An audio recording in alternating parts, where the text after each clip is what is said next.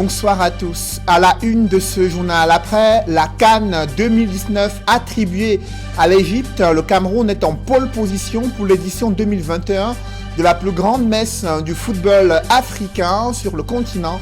Le président de la CAF s'est montré ferme à ce sujet, refutant toute critique sur les capacités des pays africains à organiser cette nouvelle CAN dans sa nouvelle configuration. Nous en parlerons en ouverture de ce journal. L'habitat social et le développement urbain sont quasi inexistants au Cameroun. À cela s'ajoute l'état défectueux du système de santé. Quels sont les chantiers prioritaires des nouveaux ministres promus à la tête de ces différents secteurs névralgiques pour l'émergence du Cameroun? Nous en parlerons au cœur de ce journal.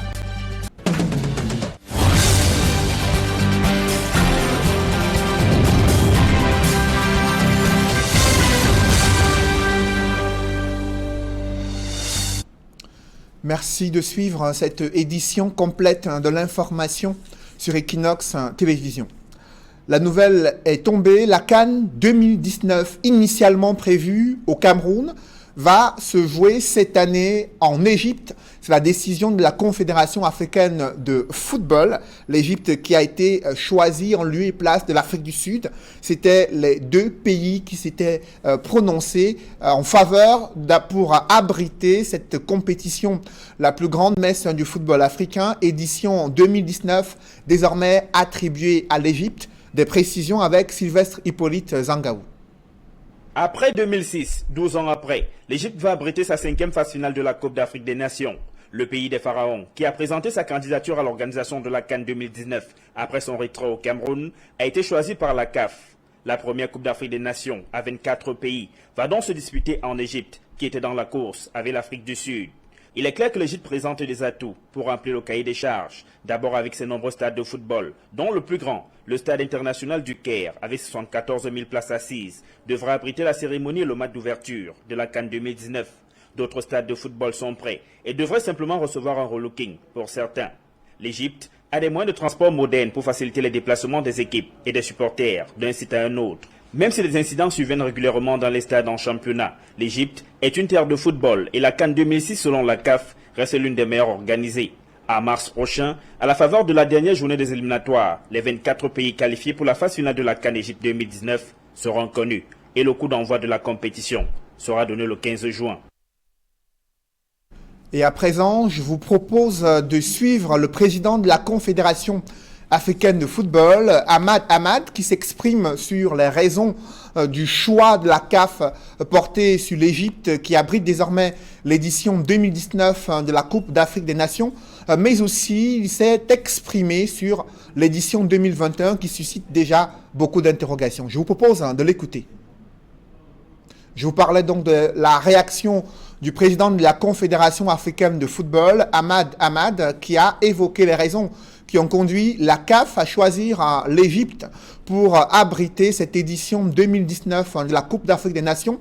Mais également, il a évoqué la prochaine édition, celle de 2021, qui cristallise l'attention des Camerounais, mais aussi des autres pays africains. Je vous propose d'écouter Ahmad Ahmad, président de la Confédération africaine de football.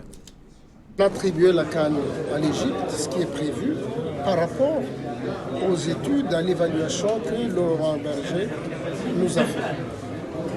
On a vu que les deux candidatures sont potentielles, mais l'Égypte a un avantage particulier parce que le gouvernement en entier s'engage. Ils ont déjà un budget pour l'organisation de la CAN. On n'a que 6 mois pour l'organisation. Il y a un message au Cameroun pour les Camerounais. Mais qu'est-ce que je veux? Le chef d'État a donné un message à Cameroun. Ça vous rassure, non? Oui, mais on veut c'est la carte qui organise. Quand l'augmentation des équipes ne signifie-t-elle la fin de l'organisation unique par les pays? Parce qu'il n'y a pas beaucoup de pays qui peuvent supporter 24 équipes. Je fais un pari avec vous, Cameroun organise. Non, mais combien on se fait un pari? Arrêtez maintenant ça. On se prolonge sur les. Mais nous considérons partout, surtout les Africains, que nous sommes le plus pauvres de tous. Il y a beaucoup de pays qui peuvent organiser. Respectez-nous quand même, nous les Africains. On se respecte, monsieur. Oui, mais je suis africain, je suis algérien. J'entends partout, peut-être parce que vous vous êtes un peu blanc, peut-être c'est pour ça. Mais arrêtez ça. Nous sommes fiers d'être africains et je vous garantis, nous pouvons organiser. Un pays peut organiser la CAN. Pas forcément 2019, président. Mais Je donc, parle des autres éditions. tu connais? Après la réaction du président de la Confédération africaine de football, revenons au Cameroun pour évoquer ce problème lié aux agences de voyage interurbains. Une vingtaine d'entre elles se trouvent dans la liste des agences déclarées clandestines. Le ministre des Transports les somme de se régulariser et pourtant les agences incriminées qui crient bien sûr à l'arnaque, qui déplorent le fait que le nom de leur agence se retrouve dans la liste noire des agences dites clandestines. Comment sont élaborées ces listes par le ministre des Transports, le ministère des Transports? Ces agences ont-elles respecté la réglementation en vigueur? Élément de réponse dans cette enquête que signe Nana Paul Sabin.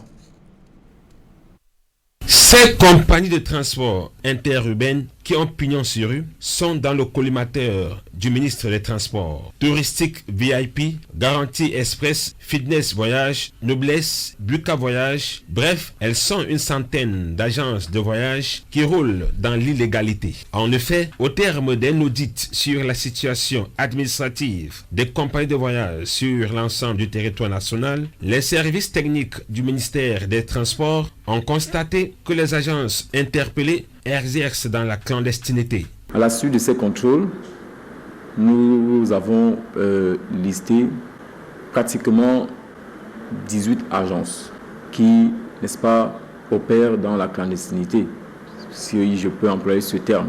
C'est vrai, disposant d'une licence de transport, mais ne disposant pas d'une autorisation d'ouverture d'un terminal, d'une autorisation de gestionnaire d'un terminal et d'une autorisation de transporteur de voyageurs. Voilà, dès lors que nous arrivons dans une agence et qu'on constate que ces 3 documents ne nous sont pas présentés, nous avons le droit de saisir la haute hiérarchie, ce qui a été fait. Et c'est donc à la suite de cette action que le ministre des Transports a pris acte de ce communiqué de presse qui, ma foi, n'est qu'une invitation, une interpellation des différents responsables de se conformer. Ainsi, les compagnies qui figurent dans les listes rendues publiques disposent de 25 jours pour se conformer. L'ultimatum leur a été adressé par le ministre des Transports Jean-Ernest Ngale Bibéhe. En attendant, les usagers qui emprunteront ces agences le feront à leur risque et péril. Le ministre, il a pris une décision, c'est-à-dire que tous les véhicules doivent être en règle par rapport à leur activité. Et nous ne pouvons pas assurer ce qui est dans l'illégalité. Le document de transport est ce document-là qui nous permet de savoir qu'effectivement cette personne est autorisée à effectuer le transport. Si c'est une personne qui n'est pas autorisée à effectuer le transport, nous on ne peut pas l'assurer au titre du transport public de voyageurs. Il faut que ces personnes-là aient tous les documents qui lui permettent d'effectuer cette activité. Sinon, c'est une activité clandestine et nous, on n'assure pas les clandestins. Ce n'est pas la première fois que les autorités prennent une initiative pareille, mais à chaque fois, elle s'est avérée être un coup d'épée dans l'eau à cause de certains membres du gouvernement ou des personnalités influentes de la République qui seraient, selon des indiscrétions, les vrais propriétaires de la plupart des agences de voyage clandestines. Parlons à présent du système de santé publique au Cameroun, alors qu'un nouveau ministre vient de prendre les rênes de ce département. Les Camerounais qui sont confrontés au quotidien à des difficultés d'accès aux soins médicaux dans les formations sanitaires publiques, mais aussi les médecins du secteur public qui se plaignent des conditions de travail, la prise en charge médicale qui est loin d'être optimale, la couverture santé universelle toujours attendue par la majorité des Camerounais et des grèves annoncées d'ici quelques semaines du personnel médico-sanitaire dans plusieurs hôpitaux publics. C'est là les priorités, les chantiers sur lesquels doit se pencher le nouveau ministre de la Santé publique. On fait le point avec Flavien Valondongo. Malachi Manaouda, nouveau patron de la santé publique au Cameroun, bénéficie d'un département ministériel très sensible. Sur la table du fils du Mayo Tchanaga, les défis sont nombreux et variés. Le personnel médical et les patients attendent qu'il apporte des solutions définitives au phénomène de rupture des kits d'hémodialyse, souvent source de tension des personnes victimes de l'insuffisance rénale. Les mêmes populations attendent qu'il améliore le plateau technique des formations sanitaires selon les catégories, qu'il mette un terme aux grèves du personnel médical en améliorant les conditions de travail de ces derniers. Toute chose qui met en danger la vie des malades malgré le service minimum. Des populations souhaitent également voir disparaître des stratégies mises en place par des structures sanitaires pour estorquer des frais aux patients déjà essoufflés financièrement à cause de la maladie. Que le nouveau ministre de la Santé fasse disparaître le phénomène de vol de bébés dans les hôpitaux en insistant sur le renforcement de la sécurité dans des formations sanitaires. Également dans les attentes, que le coût de la prise en charge des malades soit revu à la baisse en mettant en musique la couverture santé universelle, afin de permettre à toutes les catégories sociales de bénéficier des soins. Le successeur d'André Mamafouda est appelé à réussir là où son prédécesseur n'a pas pu. Âgé de 45 ans, le nouveau ministre de la Santé publique, que certains présentent comme l'homme de la situation, a du pain sur la planche. Un autre problème majeur pour les populations, c'est l'hygiène et la salubrité, loin d'être garantie. C'est le constat fait à Garoua-Boulaye, dans la région de l'Est. Là-bas, les populations sont confrontées à des montagnes d'ordures ménagères. Elles essayent tant bien que mal de s'organiser afin de réduire le taux d'insalubrité décrié dans la ville de Garoua-Boulaye. Reportage Benjamin Essam. Je vous parlais donc de ce reportage qui a été réalisé à Garoua-Boulaye sur l'insalubrité dans cette ville située dans la région de l'Est. C'est un reportage que signe Benjamin Essam. Nous y reviendrons au cours de nos prochaines éditions. Évoquons un autre département ministériel où les enjeux sont tout aussi importants, celui en charge de l'habitat et du développement urbain. Vous l'avez constaté, les Camerounais éprouvent de sérieuses difficultés à avoir accès à un logement social. Du coup, c'est l'urbanisation anarchique, mais aussi des inondations qui entraînent un lot de drames dans les principales villes du Cameroun.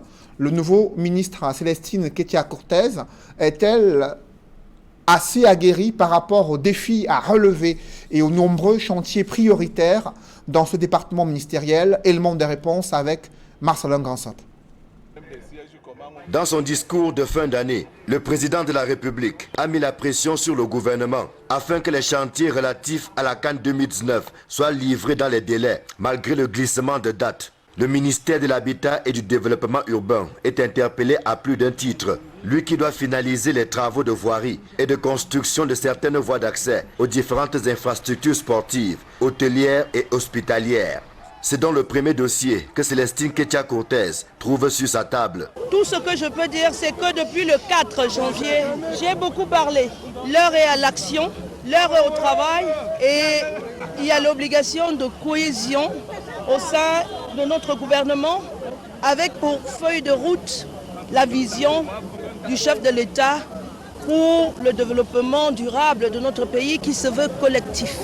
Les différents chantiers sont censés être bouclés au plus tard à la fin du mois de mars 2019. Les retards accusés ça et là ne laissent pas un temps de répit aux entreprises adjudicataires, lesquelles ont été récemment remobilisées sur haute instruction du président de la République, avec à la clé le paiement des décomptes qui commençait à faire défaut. Un acte qui participe de la volonté des pouvoirs publics d'accélérer les travaux afin que toutes les villes qui étaient censées accueillir la CAN en 2019 présentent un visage plus radieux. L'autre défi, et pas des moindres, que doit relever le nouveau MINDU, est celui de l'habitat social. Plusieurs projets sont en cours concernant les logements sociaux, même si les coûts pratiqués font perdre le sommeil à plus d'un citoyen moyen. Célestine Kétia-Cortez doit veiller à ce que ces projets s'exécutent conformément aux différents cahiers de charges. Son dynamisme ainsi que la riche expérience acquise depuis qu'elle préside aux destinées de la commune de Baganté sont autant d'atouts qui devraient l'aider dans l'accomplissement de ses nouvelles missions. Et que dire de l'assainissement de nos villes? Un gros caillou dans la chaussure du gouvernement, mais que la reine de Baganté devrait pouvoir enlever. Elle qui a réussi à hisser sa commune à la tête des municipalités les plus propres du Cameroun, avec à la clé plusieurs prix remportés, dont celui de meilleures pratiques communales de développement local et le prix d'excellence des Nations Unies, décroché à travers le projet Maîtrise d'ouvrage durable pour l'eau et l'assainissement. C'est dire combien la présidente du réseau des femmes élues locales d'Afrique centrale jouit d'une grande expérience nationale et internationale qui, associée à celle de ses collaborateurs et des partenaires publics et privés, pourrait lui faire gagner des points au ministère de l'Habitat et du Développement urbain. Le défi du Cameroun de disposer des villes inclusives où il fait bon vivre pourrait trouver en cette princesse Bagantée une chance de réussite. Encore faudrait-il que tous les maillons de la chaîne mouillent effectivement le maillot, afin que la volonté de transformer positivement le visage de nos villes se mue en action concrète sur le terrain au profit du développement des villes camerounaises. Parlons à présent des tensions sociales observées au Cameroun entre les patrons et des employés. Quelle est la place des syndicats? Comment amener les différents patrons d'entreprise à intégrer les besoins et les revendications sociales au quotidien? Une rencontre s'est tenue à cet effet à Douala, réunissant des délégués du personnel et des experts en matière de négociation syndicale. Des précisions avec François Dikoumé et Gladys Sidier. Les contrats de travail, la convention collective, les cotisations sociales, l'assurance maladie ont souvent été des sources de conflits entre employeurs et employés. Ces conflits se sont intensifiés au fil des années au Cameroun avec des grèves dans plusieurs secteurs. Les enseignants, les transporteurs, les médecins ont parfois battu pavé pour faire entendre leur voix. Mais ces différents exemples ne sont pas seulement l'apanage du Cameroun. Fort de ce climat de tension, les délégués du personnel de différents pays se sont réunis à Douala pour partager leur expérience et trouver des voies et moyens pour pacifier les rapports entre employeurs et employés. Le thème que nous avons voulu ici, c'est former nos camarades à la négociation, parce que nous manquons cruellement de négociateurs. Les gens revendiquent, mais ils ne connaissent pas la raison pour laquelle ils revendiquent et comment même monter une revendication et ce qu'on appelle régulièrement le rapport de force. Les délégués du personnel sont élus sans connaître les missions qui sont les leurs. Je crois qu'en général, éviter les conflits sociaux, c'est pouvoir les prévoir et c'est améliorer le dialogue.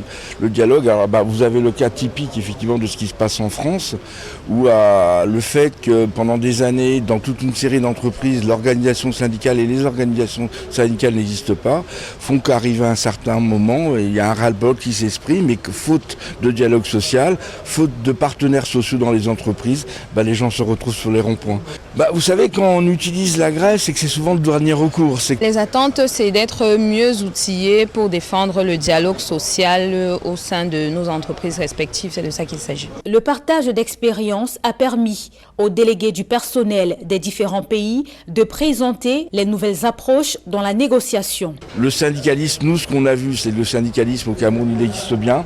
On n'a pas de leçons à leur donner. On est plutôt effectivement dans des échanges d'expériences au regard et aussi ce qu'on fait, on compare les législations existantes, que ce soit effectivement au niveau du droit du travail et au niveau effectivement des organismes de représentation sociale qui existent. On a eu à échanger sur la situation des intérimaires au Cameroun en général et on avait constaté qu'il y avait un flou en fait sur la convention de référence pour les intérimaires. Est-ce que un intérimaire doit se fier à la convention de l'entreprise utilisatrice ou l'intérimaire doit en tout cas prendre comme référence l'entreprise d'intérim. Bon, aujourd'hui, l'inspecteur est venu.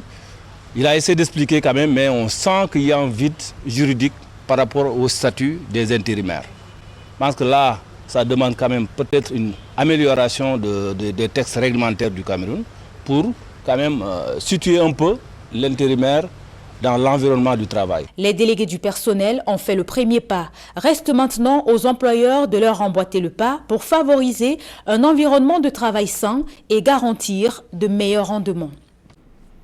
En bref, à présent, un grave incendie qui s'est déclenché il y a quelques jours et qui a ravagé un car de transport en commun à destination de Bafoussam, comme vous le voyez en image. Aucune perte en vie humaine. Selon les dernières informations, les causes de l'incendie sont encore inconnues. Le car de transport en commun a complètement consumé sous le regard des curieux. Comme vous l'observez, la scène s'est déroulée dans le département du Onkam, dans la région de l'Ouest. Et à présent, je vous propose d'écouter à nouveau le président de la Confédération africaine de football, qui s'est exprimé également lors d'une conférence de presse, juste après l'annonce de l'attribution de la CAN 2019 à l'Égypte. Et l'intérêt des Africains, c'est surtout de savoir qui sera le pays qui va abriter l'édition 2021 de la Coupe d'Afrique des Nations. Je vous propose d'écouter une fois de plus le président de la CAF, Ahmad Ahmad. Après avoir écouté les deux candidats, nous passons au vote. Et aujourd'hui, je suis heureux de vous annoncer que c'est l'Égypte qui va accueillir la CAN 2019.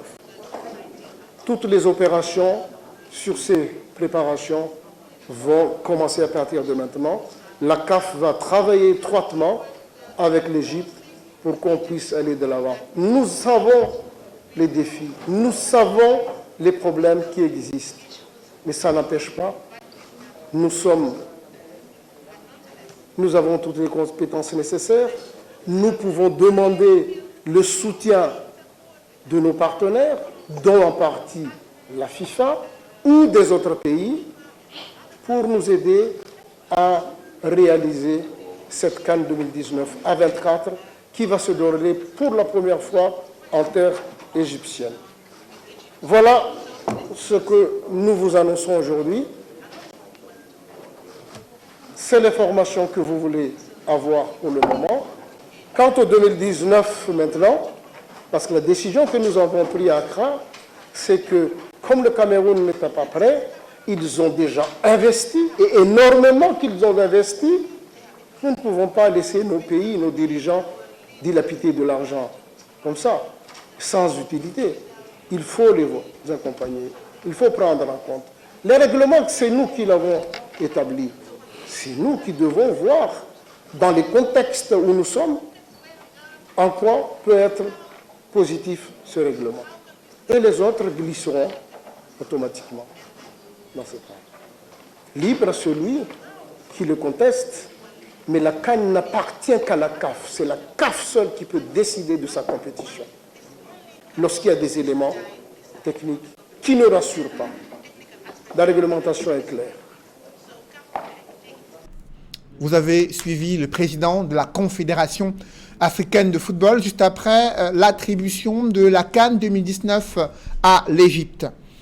Un public reportage dans ce journal. Vous faites partie certainement des femmes qui sont préoccupées par la recherche d'une lingerie adaptée à leur couple et leur bien-être. Une nouvelle adresse, une nouvelle boutique de lingerie qui est désormais ouverte en Dogbon dans le 5e arrondissement de Douala. Reportage. Les adeptes de la lingerie fine ont désormais leur point de repère au Cameroun. Il s'agit de My Secret Lingerie, une boutique de luxe nouvellement ouverte en plein cœur de la capitale économique. Elle permettra aux fans de la dentelle, du détail, de la finesse, de trouver satisfaction à leurs désirs les plus fous, sans exploser leur compte en banque. My Secret Lingerie, en fait, c'est l'ouverture de la lingerie de luxe, de très bonne qualité aux Camerounais.